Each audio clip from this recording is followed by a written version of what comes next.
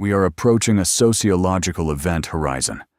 For thousands of years, the bedrock of civilization was a simple transaction. Men built the world, fought the wars, and provided the resources, all in exchange for a family, respect, and a home. It was the ultimate biological and social drive. But look at the data today. Millions of capable, successful, high-value men are doing something that terrifies the economy and baffles society. They are putting down their tools. They are walking away from the negotiating table. They are choosing to stay single, permanently. The media calls them Peter Pans. They call them bitter, scared of commitment, or damaged. This is a desperate attempt to shame them back into compliance. But these men aren't scared. They are rational. Today, we are going to look into the future. We are going to project the current trends to the year 2030. We will explore the complete collapse of the social contract, the incoming panic in the dating market, and why the man who chooses solitude is no longer the outcast. He is the vanguard. Welcome to the future. Prediction number 1, the rebranding of the single man.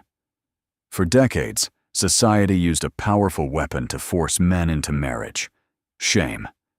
The narrative was clear. If you are 40 or 50 and unmarried, there is something deeply wrong with you. You are defective.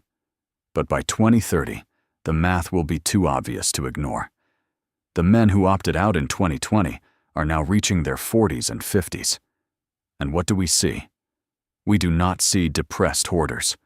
We see men with unprecedented levels of disposable income. We see men who look 10 years younger than their married peers because they haven't endured the chronic cortisol spikes of toxic relationships or the financial devastation of family court. The stigma will die. In 2030, the single man will not be viewed as a failure who couldn't get a wife. He will be viewed as a sovereign who chose to keep his peace and his assets. The married men, many of whom will be navigating alimony and custody battles, will look at the single man not with pity, but with profound, quiet jealousy. The sad bachelor myth will be replaced by the smart bachelor reality.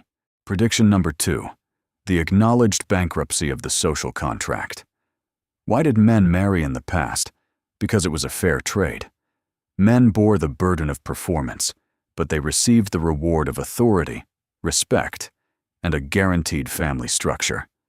Fast forward to today. The demands on men have not decreased. Men are still expected to pay for the dates, buy the ring, provide the house, and act as the physical and emotional protector. But what is the return on that massive investment? The modern narrative tells women they do not need to respect men, that submission is oppression, and that they should leave a marriage the moment they feel unfulfilled. The state has weaponized the contract. Through no-fault divorce and biased family courts, a man can do everything right, be perfectly loyal, and still lose his home, his children, and half his future earnings simply because his partner got bored. By 2030, this reality will be universally understood by young men. They will look at the contract, read the terms of service, and collectively say, "I decline." It is not a strike born of malice.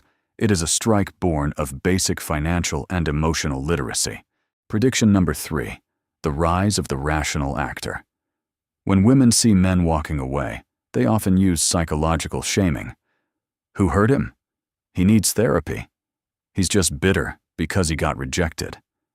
This is projection. It assumes that a man's default state is to worship women, and if he doesn't, he must be broken. By 2030, society will be forced to admit that these men are not broken. They are rational actors. A rational actor in economics is someone who makes choices to maximize utility and minimize pain. The men opting out are highly successful. They are engineers, doctors, tradesmen, and entrepreneurs. They are highly capable of attracting women. They have simply run the numbers. Cost: managing a partner's anxiety, navigating her social media addiction, tolerating entitlement, risking financial ruin. Benefit: conditional companionship. They compare this to the alternative. Cost: occasional solitude. Benefit: 100% control of their time, money, and emotional baseline. They aren't avoiding women because they are traumatized. They are avoiding the modern relationship structure because it is a bad deal. Pure logic has replaced biological desperation. Prediction number 4. The Great Panic of 2030. This is where the sociological shift becomes visible. For the last decade, women in their 20s and early 30s have operated with the illusion of infinite choice. They believed that whenever they were ready to settle down, the successful, stable men would be waiting for them at the finish line. But when 2030 arrives, they will face a catastrophic market reversal. The men they want, the top 20% of earners, the emotionally stable, the fit men, will have spent the last decade building their wealth and their peace. And those men will have realized they do not need a wife. The men will have become the ultimate gatekeepers. When these women finally decide they want marriage, they will find that the men have closed the gates. The men will refuse to be the bailout plan for women who spent their youth chasing bad boys and accumulating debt. There will be a mass panic. Articles will be written about the epidemic of unmarried women. But the men will not gloat. They simply won't care. They will be too busy enjoying the lives they built in silence. Prediction number 5. The redefinition of connection. Solitude versus loneliness. The final weapon society uses to scare men is the threat of loneliness. If you don't marry, you'll die alone. Women project their own psychology onto men. Women are biologically wired for community and consensus. Isolation terrifies them. Men are historically wired for the frontier, the scout, the lone watchman. By 2030, men will have mastered active solitude. They will realize that an empty house is not a void, it is a sanctuary. But they will not be isolated. We will see the rise of the new Brotherhood. Men will form tight-knit, decentralized tribes. They will bond over shared purpose, hobbies, and philosophy, not over complaining about their wives. They will find that the deep, low-maintenance loyalty of a few good men provides far more emotional stability than a high-maintenance romantic relationship. They will cure the loneliness epidemic not by chasing women, but by finding themselves and finding each other. Gentlemen, 2030 is not a dystopian future for men. It is a renaissance. It is the era where men finally wake up from the biological and societal programming that told them they were only valuable if they were useful to a woman. You are not a beast of burden. You are not an ATM. You are not a walking insurance policy. You are a man, and your life belongs to you. If you choose to share it with a woman who brings absolute peace and respect, wonderful.